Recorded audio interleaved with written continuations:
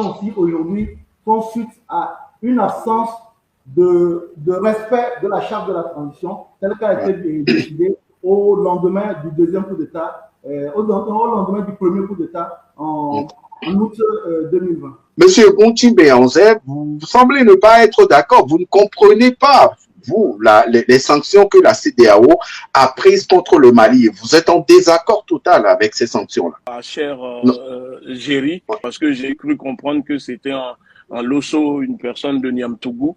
Donc je salue toute la jeunesse togolaise de Niamtougou et la jeunesse togolaise qui vont écouter ce débat. Écoutez, vous savez, ici, nous avons affaire, comme moi je les surnomme, des parlementaires. Voilà, il fait partie de ces parlementaires qui siègent à l'Assemblée nationale, donc qui sont partis directement de ce système. Ce sont des personnes qui sont cooptées pour endormir le peuple. Vous savez, la politique africaine n'est pas une politique. Ça fait partie de leur contrat. C'est des gens qui ont perdu la vie parce qu'ils servent pour l'idéal.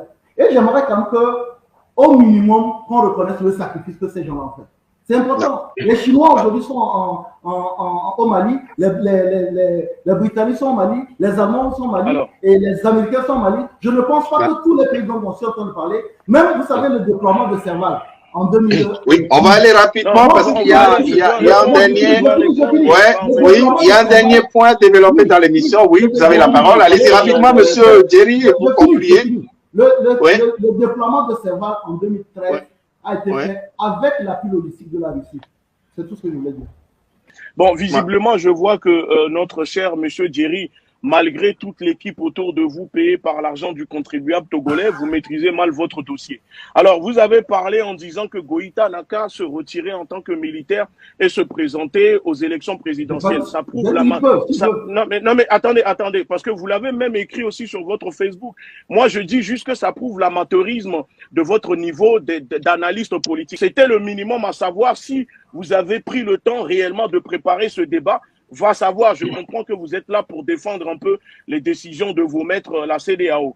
Ensuite, moi, ce que je vais dire, vous parlez beaucoup, mais vous n'apportez rien de concret. Et ça, je reconnais chez vous que ça fait partie des rhétoriques qu'on vous enseigne en tant qu'ancien personne, parce que vous êtes quand même un ancien militaire de Saint-Cyr.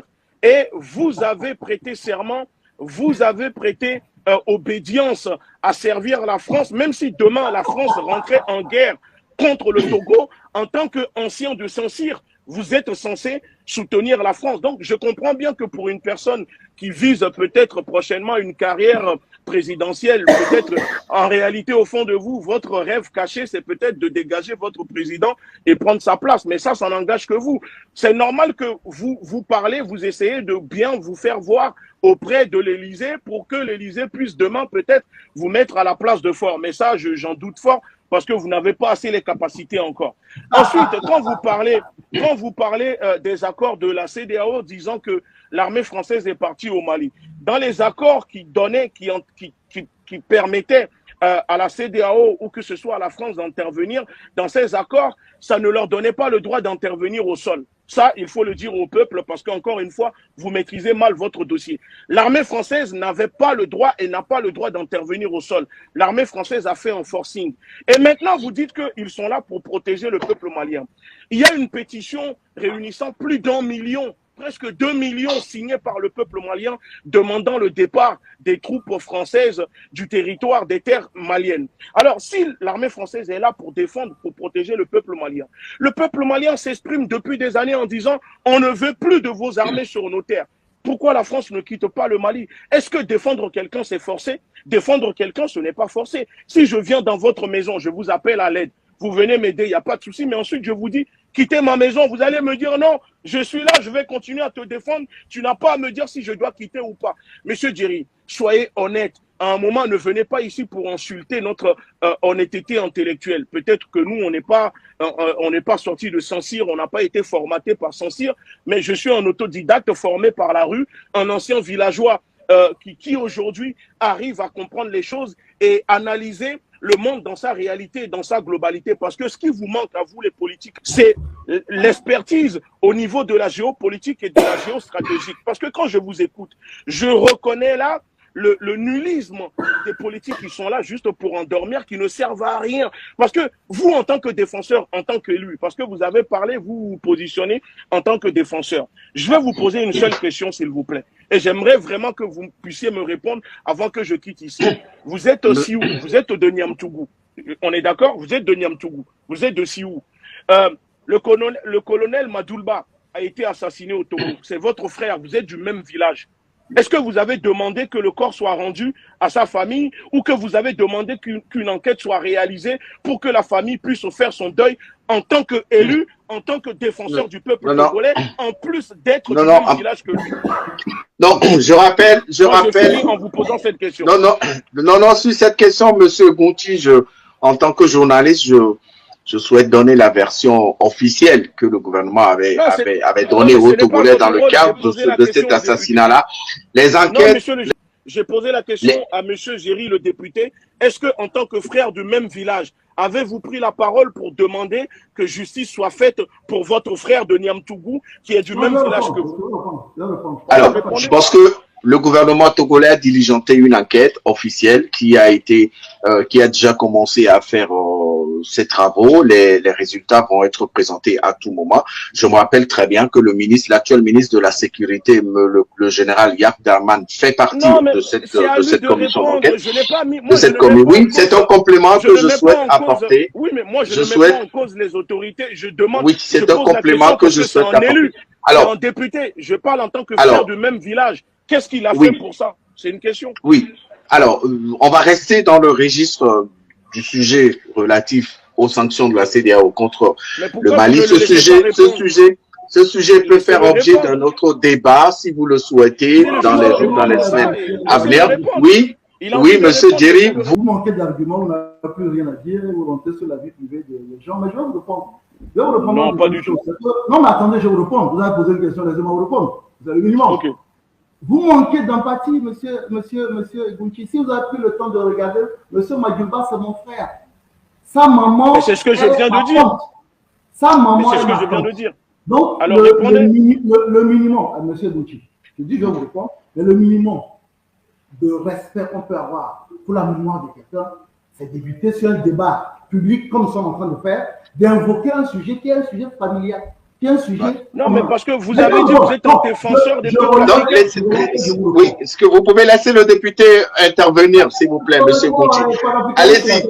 Oui, allez-y, monsieur Djeri, allez-y. J'ai été le premier à réagir. Et donc, puisque il nous fait une récitation comme un perroquet d'Amazonie, des tests illégaux. Non, monsieur Gonti, je l'ai dit tout à l'heure, je l'ai dit tout à l'heure, chers invités, dans le respect mutuel, on va faire ce débat, pas l'écart de langage. Oui, mais